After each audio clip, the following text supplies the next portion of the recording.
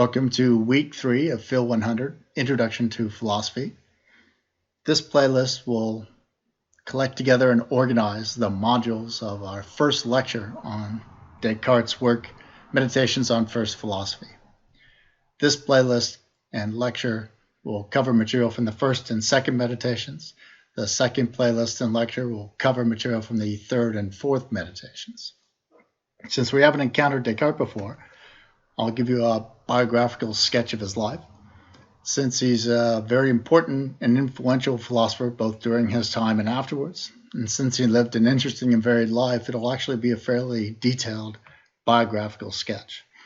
From there, we'll move on to talk about the project of the meditation. So I'll try and give you a little general background about its organization and intent, as well as some discussion about the basic conceptual apparatus that is in play here. So we'll start by talking about Descartes' two projects in the meditations. And with regard to his knowledge edifice, Descartes has a positive and a negative project. His negative project, which is how he begins the meditations, is to tear down his old knowledge edifice, to utterly emulate it, to get rid of it, every aspect of it, because he thinks it's potentially tainted. Once he has destroyed his old knowledge edifice, then he wants to engage in a positive project of reconstructing his knowledge edifice in a new and better way, sort of up to code, as it were, so that he has a better knowledge edifice after he has completed the meditations, he hopes.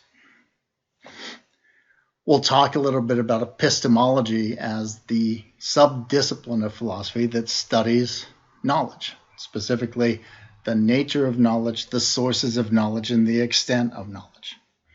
Within epistemology, one major topic is skepticism. And skepticism is a term that covers any set of theses that are advocated that claim that we cannot know or do not know about some particular domain.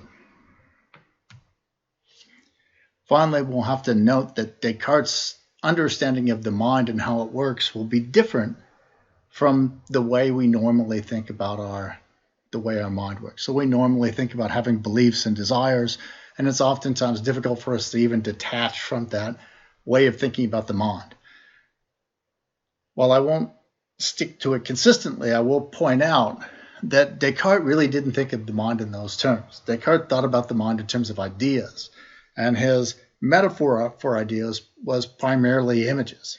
And he thought about the operations of the minds in terms of judgments. And so he's coming up with a theory about the nature and operations of the mind, where ideas are the basic representational elements, and the basic operations on those elements are judgments.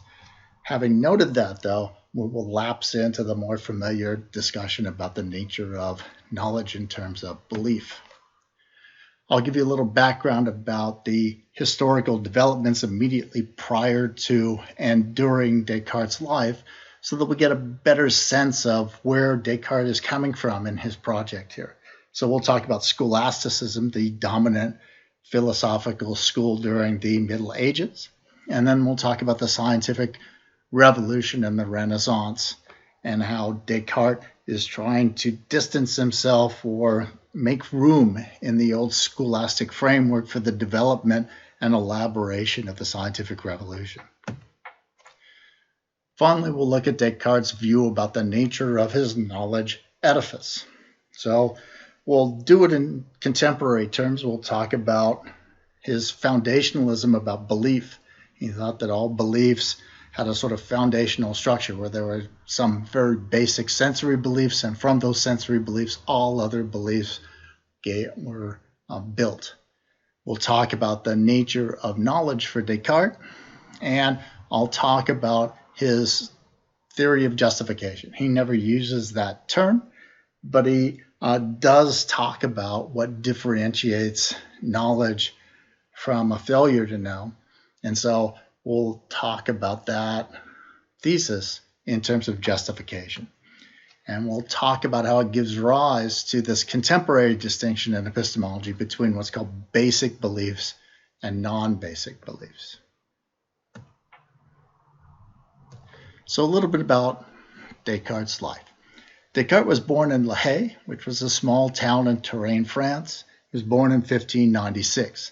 His mother died soon after he was born, and he lived until 1607 with his grandmother and his great uncle. In 1607, he entered the Jesuit College Royal Henry Le Grand at La Flèche. And this is a Jesuit school, essentially a private boarding school. In describing his experiences there, he claimed to have learned little of substance there besides mathematics. Nevertheless, he graduated in 1614, and he entered the University of Poitiers in 1615. After 2 years of study, he earned a baccalaureate and a licence in canon and civil law in 1616. He essentially bummed around Europe for a couple of years until in 1618 he joined the Protestant Dutch States Army. He joined as a mercenary, technically, though he worked and studied as a military engineer. During this time, he met the Dutch philosopher and scientist Isaac Beckman, who would have a great influence on him.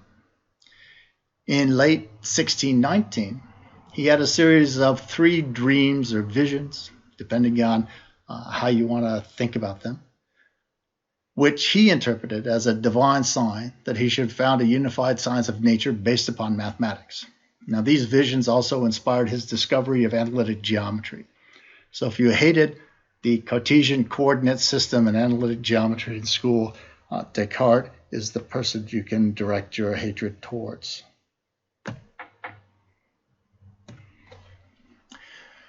He left the army in 1620 and returned to France. During his time in France, he writes his first major work, Regularia ad Directionem Ingeniae, Rules for the Direction of the Mind. In 1628, after the completion of that work, he moves to Holland, where he'll live until 1641. In Holland, he intends to write a comprehensive work presenting all aspects of his thinking, which he wants to call Le Monde, or the world. However, when he hears about Galileo's condemnation by the church, he alters his plans. He was scared of the Inquisition, at least to some degree, and therefore the move to Holland provided him with at least some buffer, because Holland was much less a part of the Catholic Church, for instance, because they were Protestants, but also much more religiously tolerant towards the scientific revolution in general.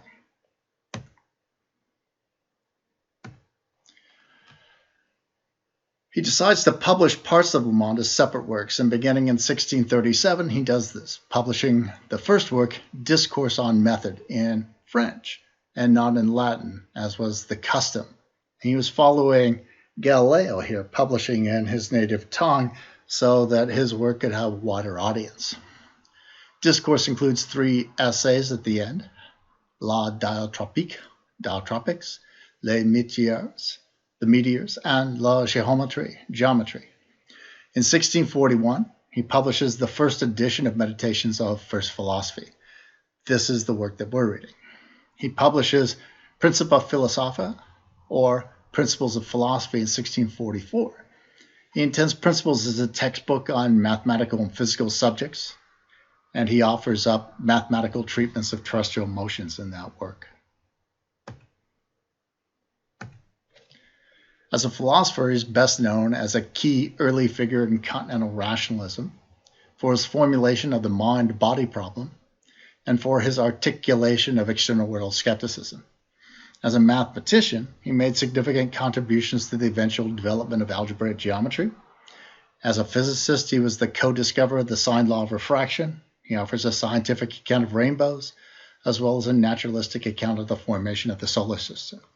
He also had an intense interest in anatomy and in the workings of the mind as well.